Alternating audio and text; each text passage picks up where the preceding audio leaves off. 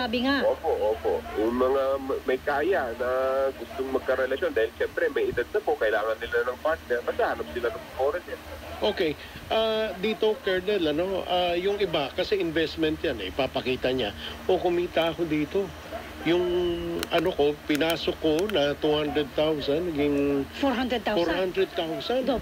Kasi if you put the logo of CSE there, that means to say, we are part of it, we went through it, we were consulted, and okay kami. Hindi naman ho nangyari.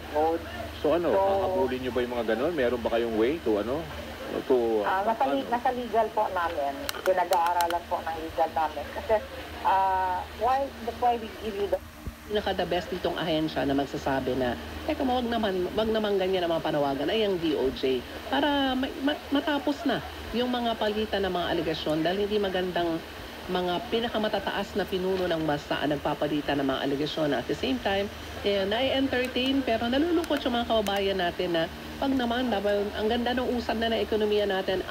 Ang money-loving description po yan ng mga Fariseo. Yung mga mapagpaimbabaw. Relihiyosong may tuturing pero ang kalapong motibasyon, pera. People are boastful or boasters.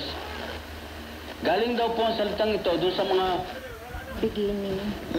Doon sa Pulilan, Palbasa, kumbaga sana dumaan kami doon sa nahirap na sitwasyon.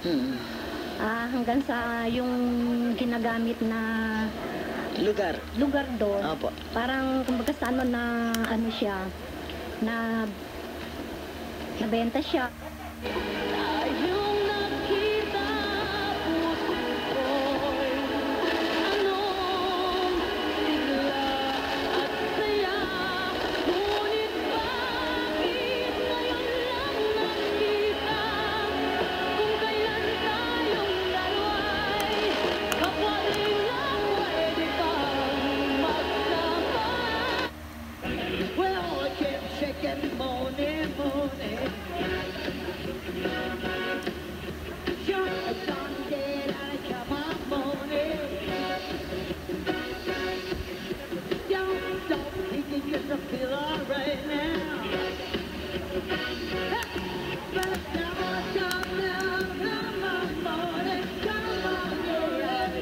Hindi ka na excited.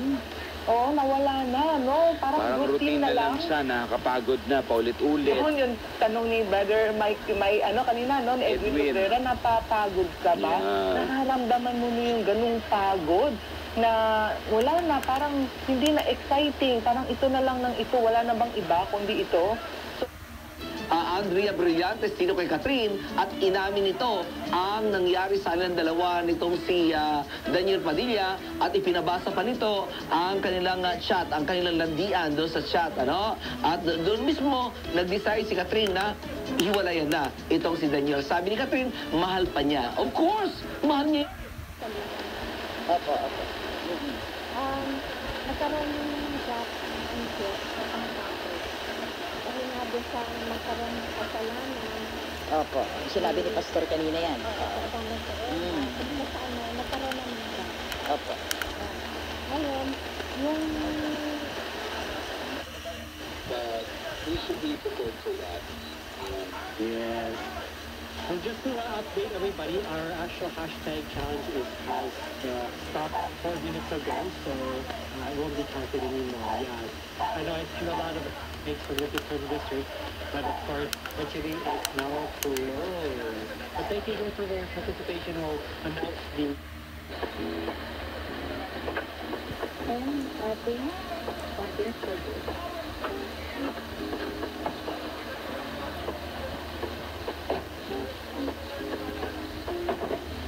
Then, lagyan na natin ang konting fruits natin, i-shake yung ating peanut. So, filled peanut stock.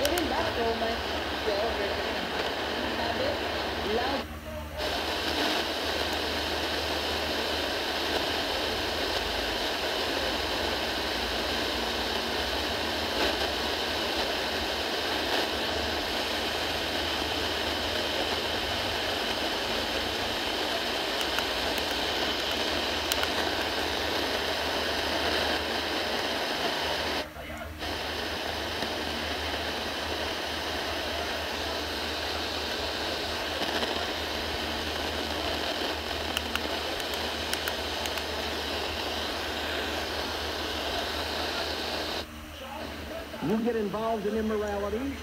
You may think it's a fun thing to do. You may think it's a pleasurable thing to do, but you'll end up with some unwanted pregnancy or some venereal disease or perhaps worse, even AIDS, or you'll end up feeling alone and used. You'll reap what you sow. You start putting a cigarette in your mouth and light it up day after day. Tanda ng pagiging anak ng Diyos. Yan.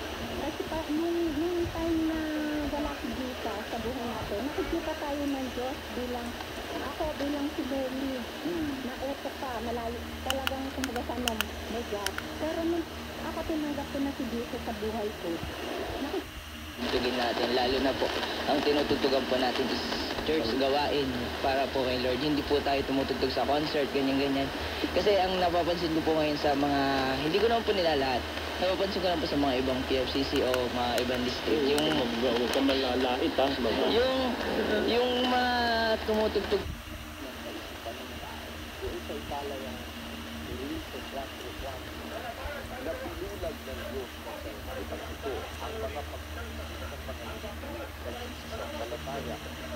upang sa kanila'y huwag pigilan ang kaliwanagan ng Ebanghelyo ng kaluwalhatian ni Kristo na siyang larawan ng Diyos.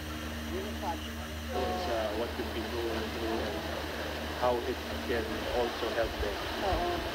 thank you for that. Can you look? Sige, Sean, go. Dok, ano daw po ba ang kaibahan ng radiation noon? Mga machines daw po. Radiation medicine. Oo, kasi ang chemotherapy noon,